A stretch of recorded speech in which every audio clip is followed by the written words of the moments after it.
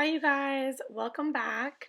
I'm here with another process video. This is going to be my day 4 in my 2021 December daily album.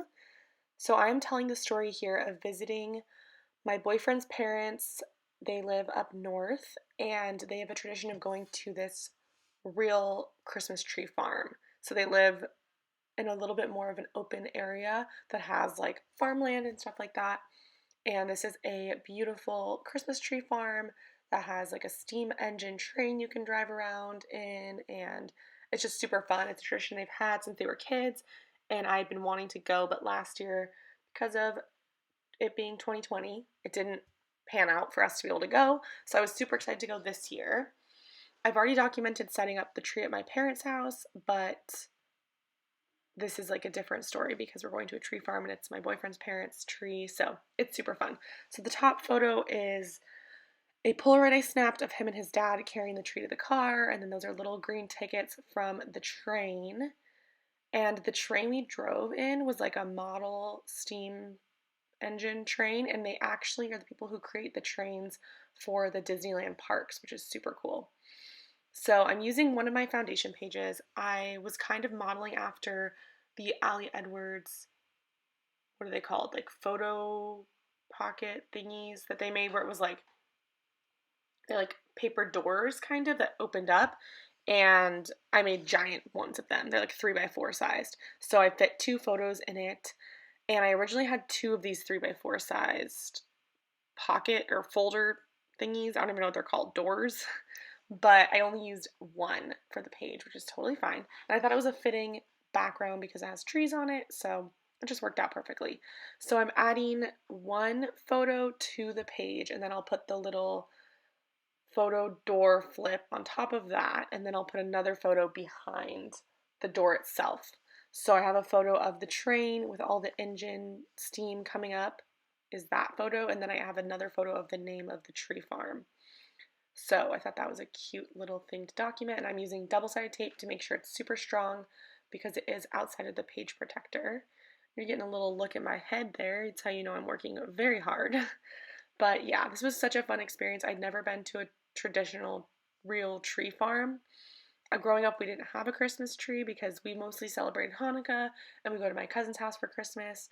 But when I did go get a tree, it was for my friend, and they had a tradition of going to Home Depot. So a lot less festive. And just where we live, there's not proper Christmas tree farms like there is where his family lives. So I'm just going to adhere down the Polaroid. I really, really love my Polaroid wide. I think if you're deciding which Polaroid camera to get, I would suggest getting the wide because the Instax, like the mini one, is fun. It's the cheapest film. It's really easy. They have a lot of variety of film that you can get for it with different like designs on it, but it's so small that it's hard to see the photos. And then I also have the square camera, but that is the most expensive film for sure, which is kind of funny to me because it's smaller than the wide, but it's super expensive. And the square is cool because it's like the nostalgic traditional size, but I think that because you can get the wide and the film is cheaper than the square, you might as well go for the big wide camera. So yeah, I liked that a lot. So then I'm going through my little embellishment box and I'm deciding what I wanted to add onto it. And at this point, I just pull out all kinds of different supplies to get myself inspired and find the right thing. I think that there's definitely an issue with having lots of supplies because you end up having like decision fatigue, but I think I have a good amount right now. And I think it helps increase the excitement of having all these fun things. But I take one of these hexagons, it's from the 2019 Ali Edwards December Daily Kit, and I cut just one of the points off of it, and I adhere that there. But I make a mistake here, and I think that I need to bend it or something. Like I put a bend in it that I do not need to do. Because I think I was going to put it at the very top, but even, yeah, I end up bending it. I don't need to bend it, but there's nothing I can really undo about that. So I just leave it. But I add a piece of score tape to the top and then to the bottom to get it adhered down there well. I love score tape more than red line tape. I don't think it's as strong, but it's a lot easier to work with because you can remove the backing tape much easier. And I like that you can rip it instead of having to cut it because I end up gunking my scissors up. So yeah, so I end up bending it here, but I don't like the way that the transparency looks bent. So I'm like, oh, I'll just move it down. But then it already has the bend in it. So it's a little bit of a bummer, but it's not the end of the world. I don't really care. And I think that it says Happy Holidays on it. And there's a little gold metallic on there, which I think fits really well with the paper and the paper that the little flip is made out of. And then I have this enamel charm that I'm adding into this little cluster up there. And some more red line tape on the wood veneer. Red line tape works really well in wood veneer as well. I sometimes use adhesive, like liquid adhesive, but it just depends on my mood and my patience, really, because you gotta wait for that stuff to dry. So, anyways, I'm just moving right along. See, I have to like really try hard to remove the backing of the red line tape, which is annoying.